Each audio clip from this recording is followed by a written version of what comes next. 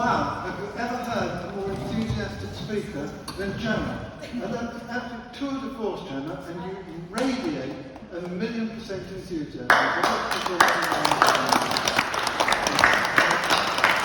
This is a prize for all of our speakers, because you have come here tonight and lifted us. You have given us the sort of evening that I cannot recall having in Sudbury before.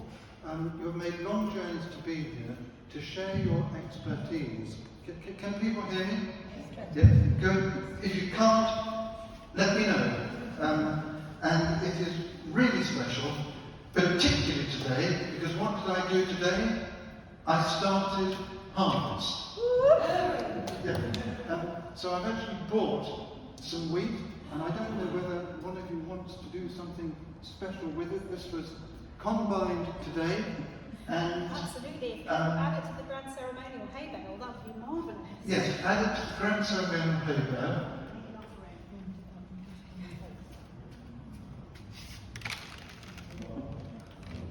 And in former times, it would have coincided with the religious service of Lammas, when peasants, and I hate that title, would have brought the first fruits of the harvest to church to be blessed. I'll let Gemma carry on doing what she's doing. In more recent times, the beginning of harvest commenced with something called whetting the scythe. That was a memory I recorded about 50 years ago.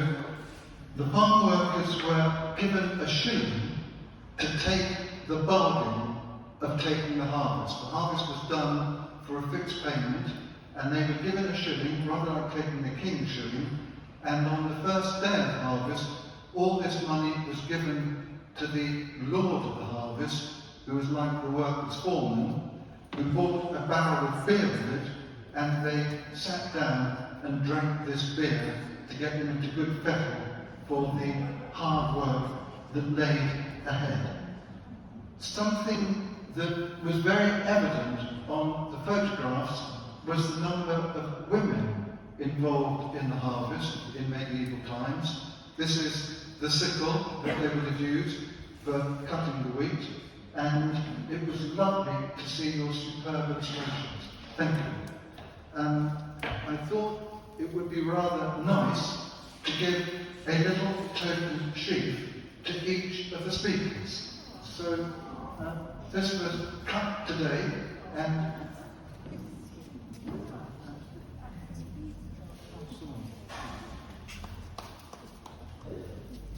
at the end of harvest, the tradition locally was that a bough would be placed on the last wagon that took the sheaves back to the farmyard. It had to be a bough from an oak tree. I last recorded elderly farm workers talking about this in the late 1990s, remembering the 1920s. And I said once, I believe it had, and I played a deliberate trick, I said I believe it had to be an ash bough or a hazel bough. No! It had to be the bough of an oak tree. And the other thing which you will come across, the hagstone, a flint with a hole in it, and if ever I see one, I pick it up. If you're having nightmares, put a flint with a hole in it over the end of your bed, and you'll no longer have nightmares.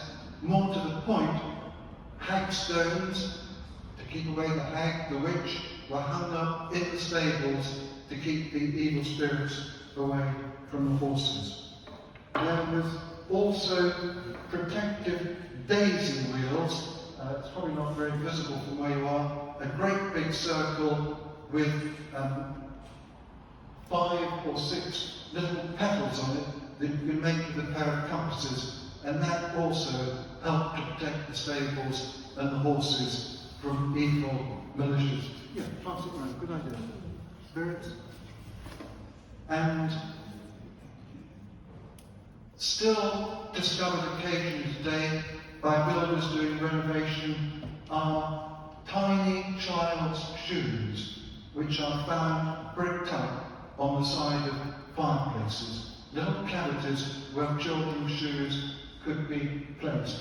And I've got a ruler here to show how small they were. We can pass this around, and then I will ask one of you to explain why they were, if you're able to. So we're in this wonderful church, built from the 1300s onwards, right at the beginning of medieval times. We have a green man on the porch outside.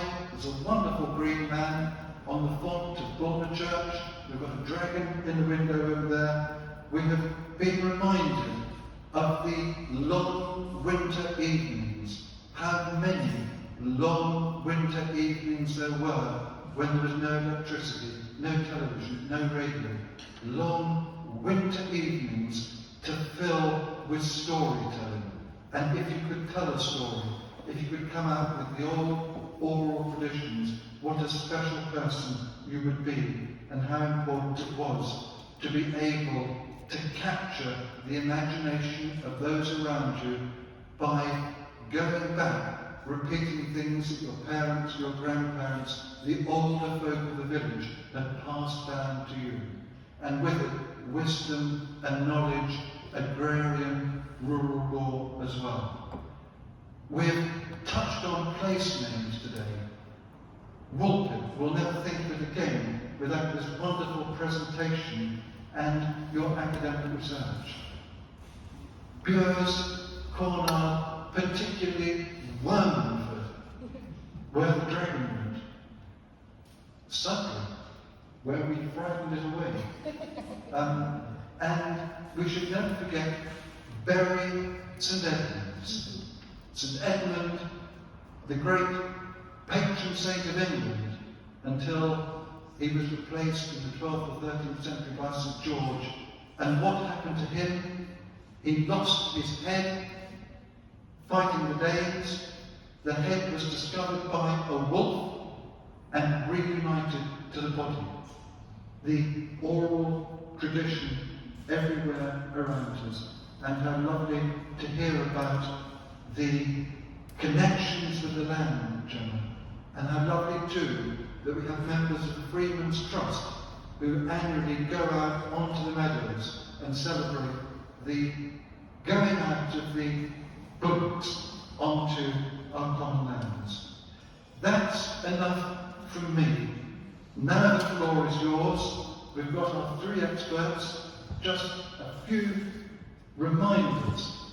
Dragons, the number of local sightings we saw, Cornard, Bures, Wormingford, Joe with the research going right back to Pentecost, to the sermon in 1400 about Pentecost, wormholes through the universe, the wild man of Orford, green children of Woolpit, and how lovely to get all the academic background, the full story for both of your dissertations, and then Gemma bringing everything together. So please, in the audience, now's your opportunity to ask Joe, Bethany, or Gemma about things.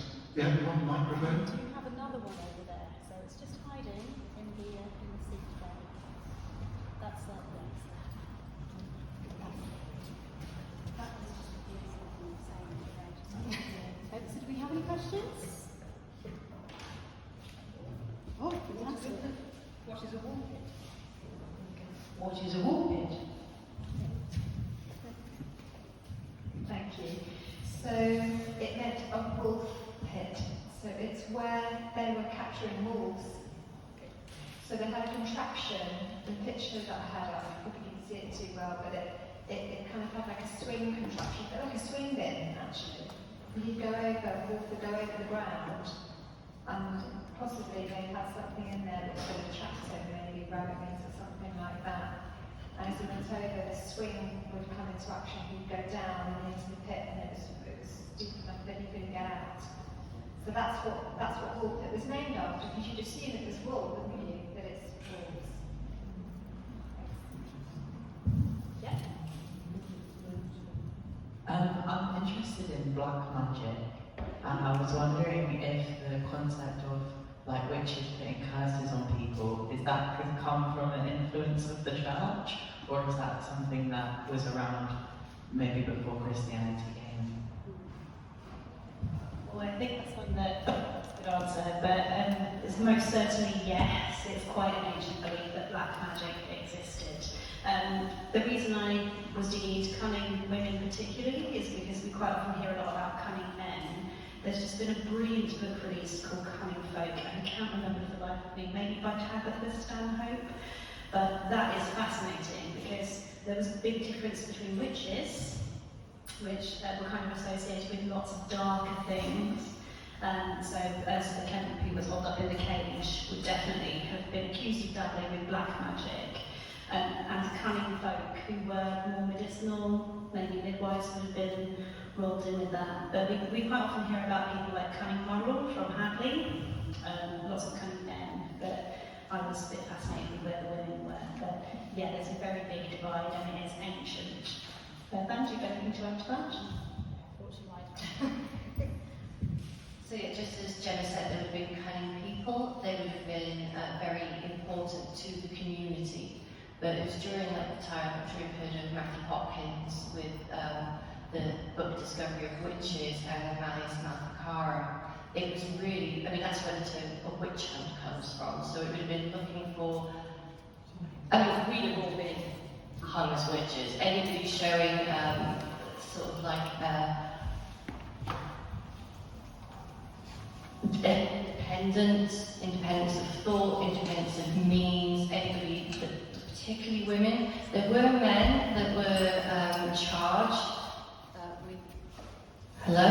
with, but that was actually mainly for associating with women who were allegedly practicing witchcraft. So it really was a war against the gender of being a woman.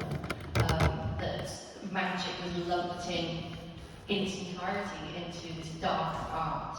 So if you go back before then, it was very nature-based, herbal-based, about healing, and then because of like the influence, unfortunately, of the church, not I'm down all church or anything like that, but there was this umbrella term then of witchcraft as a dark form, and that's especially with like Hollywood and some of the films today that has actually still echoed down, which is really annoying because it's just carrying on like me. I don't know, Jared, you've got any more to say to that? I'd say that, people have been, it depends what you call black magic really, who's calling it black magic. And if it's the church, that kind of, as I was mentioning in the talk, that battle's been going on for centuries, and throughout, even sort of the, 300 AD, 400 AD, 700 AD, you've got the Christian decrees that people should not venerate groves and stones.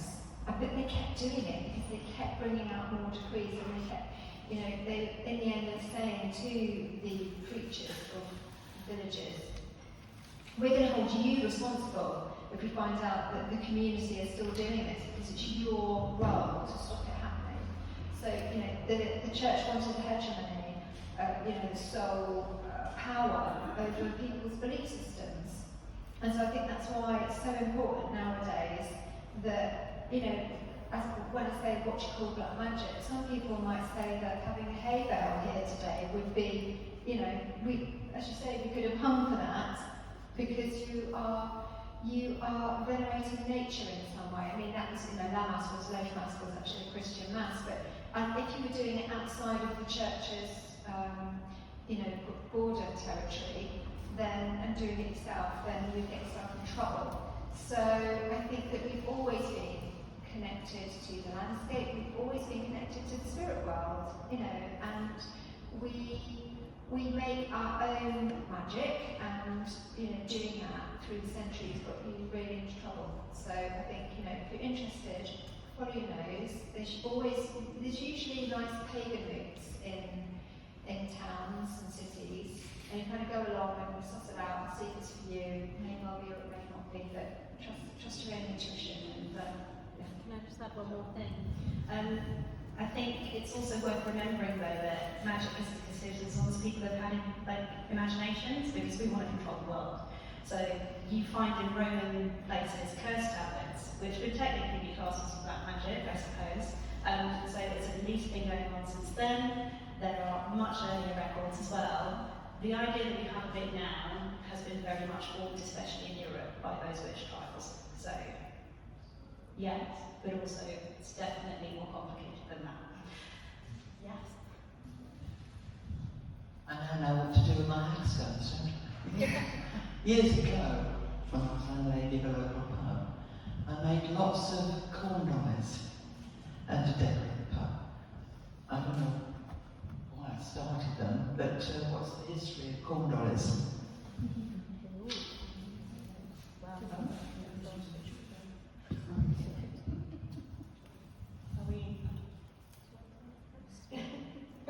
I mean, I think it's a fun thing to record, but I'm actually going to hand this over to Ashley, because he definitely looks like he's got an input on this. I think there was a feeling that the spirit of the harvest, the spirit of the crop, needed to be preserved, and they preserved it by making corn dollies so that it could carry over from one year to another. That's the folklore tradition. It also, of course, became a wonderful craft and gift if you could make corn dollies, and you could make them into all manner of different shapes. But there was the belief that you needed to retain something from one harvest in a kind of human form to carry the spirit of the harvest into the following year. Yeah, I will just add a tiny bit to that, that in the mound that we built for the Deepenings project, we buried it wasn't straw, it was grass, but a grass child essentially to help take care of that environment for the years to come. So that was the summer child, so definitely inspired by that version of what Cornwall is about. So that's still there, hopefully. Any other questions? Or are we, oh gosh, breaking. I'm doing one a run. I've just had past the shoes that are buried beside fireplaces, children's shoes that you wear, actually. You didn't mention, surely by oversight, not deliberately, the cat that's buried in the Mill Hotel. You've got comments here to ask. Yes, yeah, I thought better by a confidence.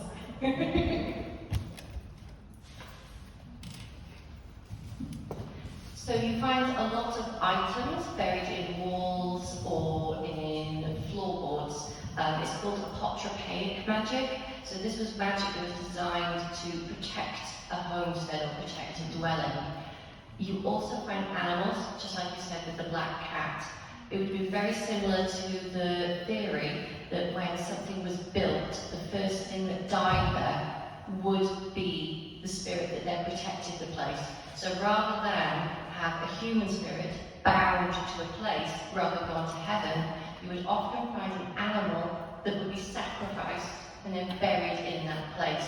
So you have, especially with bridges and graveyards, you'll find that a dog or a cat would be buried there first, because that would then be the first spirit and the first being that would be killed and buried there, and then they would then be tied to that place and be the protector. So, in answer to your question, an animal would be immured, which is buried alive, or killed and then buried, so that it would become the protector and it wouldn't tie a human to a place. Not always. So I've just been asked, did they kill it first? No. Immured is pretty grim. You would be bricked up or buried alive. Right, I think we've got time for maybe one more question. So, does anyone have one? I would mind. Oh, fantastic.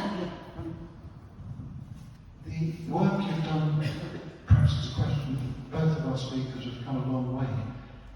Do other counties have as many dragons as the Sudbury border? And have you come across green children or children like that from anywhere else? Great question. So on the subject of green beings, I can say yes, I have. So my podcast, the Modern Fairy Science podcast. I mean, when you say the word fairies, you tend to think of, or some people tend to think of, little ring Tinkerbells that we might have seen in our children's storybooks or in Victorian storybooks. But actually, these beings are not usually winged at all. They're just usually small humanoid creatures or beings. And I have spoken to a number of people who have seen small green beings. In other historical, not so much. No, there's nothing like the green children of Woolpit. There really isn't anything like, the greenness, you associate that with nature. There isn't really nothing like a situation where you've got two children, or two fairies, if you like, if you're going to call them that, coming and actually staying with human beings. Usually what happens is the other way around, that we go into the other world and stay there. But this was a kind of inversion of that, which makes it very interesting. So, not so much, it really kind of stands alone. Yeah. Well, I'm Welsh. I feel quite confident saying we have the best flag out of everybody, but yeah, I grew up with dragon tales. It was one of the first things we learned in school, the white dragon versus the red dragon. But I think for sheer number of dragons, East Anglia takes the crown. And dragons do different things in different counties. So here they raise up when humans almost like drift too far into their territory. It's almost like nature's fighting back. Whereas they know we're talking about them.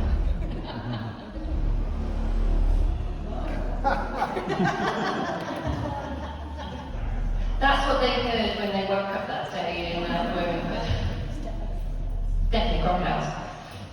So yes, they have different jobs in different counties. So some would guard treasure, as Tolkien then used in his Middle-earth stories. You had dragons that would account for earthquakes. They would be fighting under the land. They were used to describe environmental things that couldn't be explained, like when you see like a dust devil or a tornado in a hayfield. So yes, you do find them elsewhere, but East Anglia takes the crown. Okay. Thank you so much. Great answers. Oh, we've got one more crack. I was just going to say